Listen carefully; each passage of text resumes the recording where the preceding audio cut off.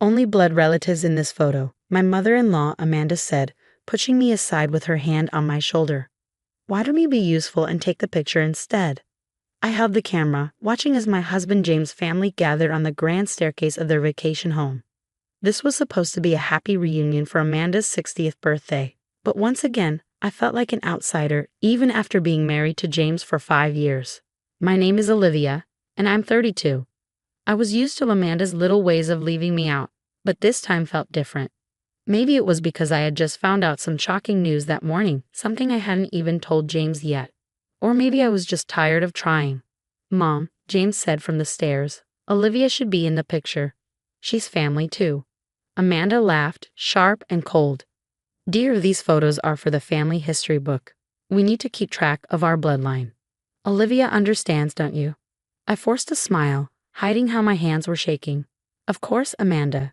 Whatever you think is best. James looked like he wanted to argue, but I gave him a small shake of my head. Not now. We had bigger things to reveal later. As I took their picture, I thought about the DNA test results waiting in my email. I had taken the test months ago just to learn more about my family since my parents died when I was young. But the results had changed everything. Make sure you get everyone in the frame, Amanda said, fixing her blouse. And try not to shake the camera this time. Last year's pictures were blurry.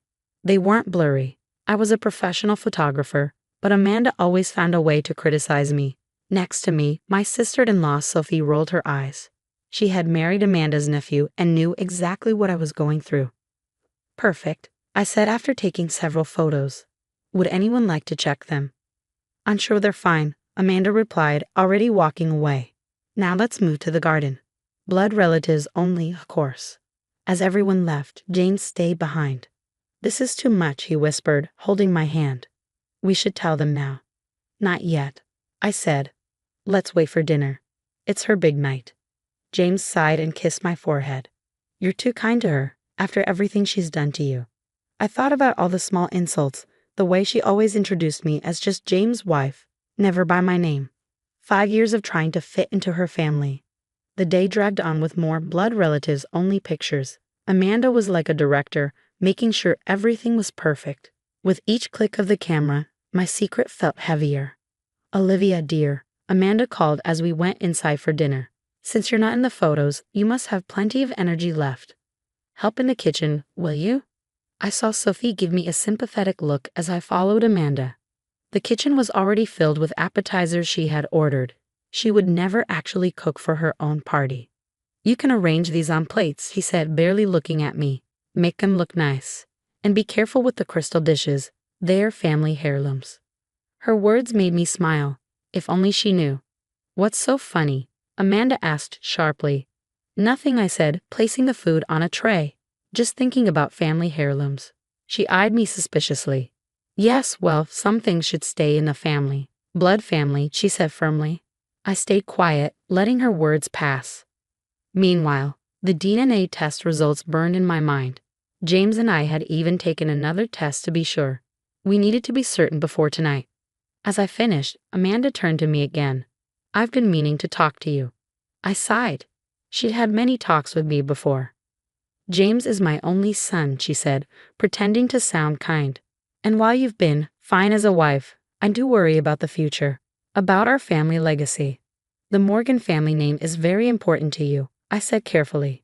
Exactly. She looked pleased. So you understand why these things matter. The photos, the family history, the bloodline. It all must be preserved properly.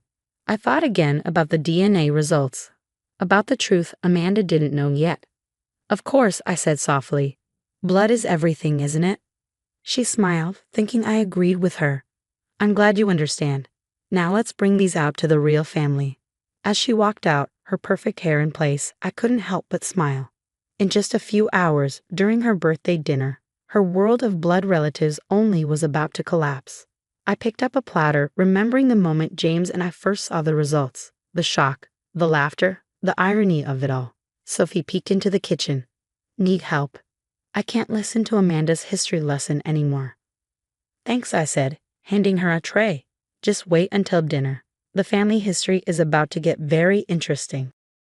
The dining room buzzed as everyone found their seats. Amanda, of course, had arranged it so I was far from the core family. I sat at the end of the table next to Sophie and a distant cousin, because even distant blood relatives mattered more to Amanda than a spouse like me.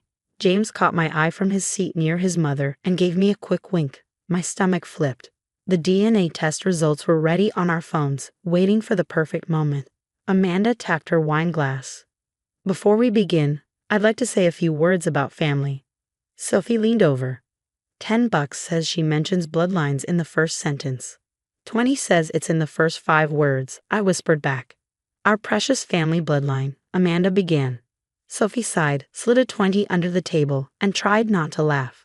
Amanda went on about the importance of the Morgan name, how their family had produced doctors, lawyers, and even a senator. James fidgeted, hand near his phone. I shook my head slightly, not yet. Let her finish. And while we welcome those who marry into our family, Amanda said, barely glancing at me, we must always remember that true bonds come from blood. The first course arrived, giving me a moment to breathe.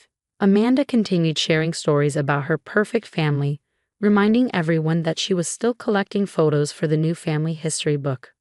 Blood relatives only, of course, she added. That was our cue. James cleared his throat. Speaking of family history, Mom, Olivia, and I have something to share. Amanda raised an eyebrow. Oh, are you finally giving me a grandchild? Not exactly, James said, pulling out his phone. Olivia took a DNA test a few months ago. The results were interesting. The room fell silent. Amanda tightened her grip on her wine glass. I don't see how Olivia's DNA has anything to do with our family history. That's where you're wrong, Mom. James stood behind my chair. Show them, honey. I pulled up the email and handed my phone to Sophie. She gasped as she read it. No way, she whispered, looking between me and Amanda. Amanda frowned. What is it? I took a deep breath. According to the DNA test, I'm related to the Morgan family. Directly related. Amanda's face turned pale. That's impossible. Not impossible, James said. Olivia's grandfather, her mom's dad, was a Morgan, your father's brother, the one who disappeared in the 60s. Amanda's wine glass slipped from her fingers, shattering on the floor. No one moved. That can't be, she stammered. Uncle Thomas died young. He never had kids. Actually, I said gently, he changed his name and started a new life. He had a daughter, my mom. Which means you and my mom are first cousins, and James and I are second cousins. The room was silent.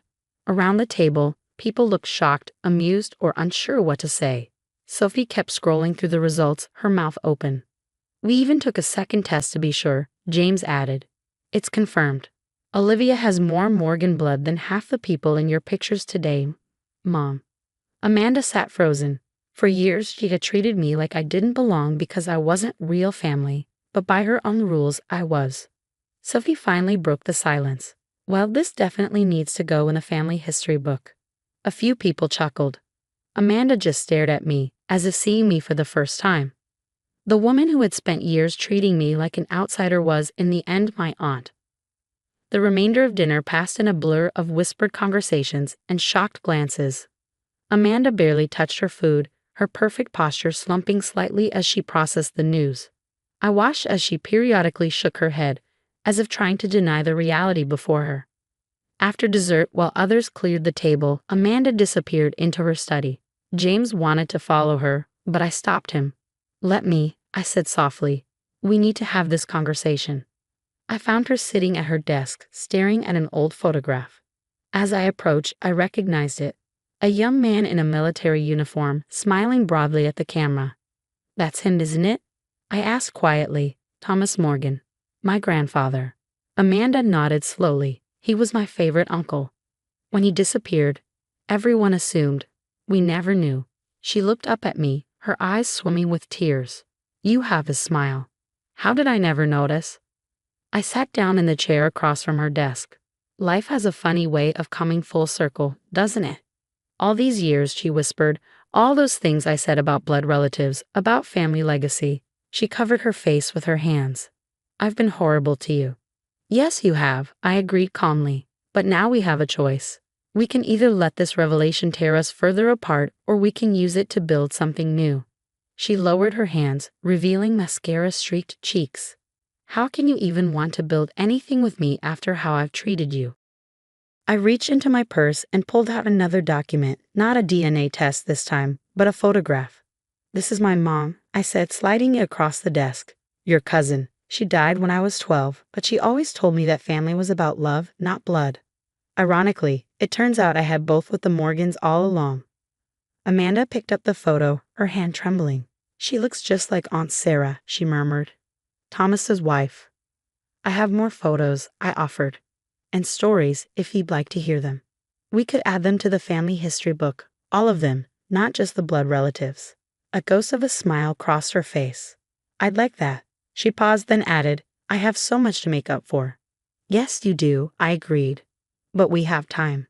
And now that we know we're family, by blood and by marriage, maybe we can start fresh. The next morning, Amanda called everyone together for another family photo. This time, she positioned me right next to her in the center of the group. Everyone in, she announced, her voice carrying a new warmth. Blood relatives, spouses, partners, every single person who makes this family whole. Sophie grinned as she set up the camera timer and rushed to join us. No blurry photos this time? Your photos were never blurry, Amanda admitted, surprising everyone. I was just being difficult. You're actually quite talented, Olivia. As the camera flashed, capturing the moment, I felt James squeeze my hand. In that fraction of a second, everything had changed. The walls of exclusion had crumbled, replaced by bridges of understanding. Later, as we helped Amanda organize photos for the family history book, she paused over a picture of James and me on our wedding day. You know, she said thoughtfully, maybe it's time to redefine what we mean by family legacy. I watched as she opened to a fresh page in the book, carefully placing the photo of my grandfather Thomas alongside pictures of his long-lost family. Below it she wrote, family is not just in our blood.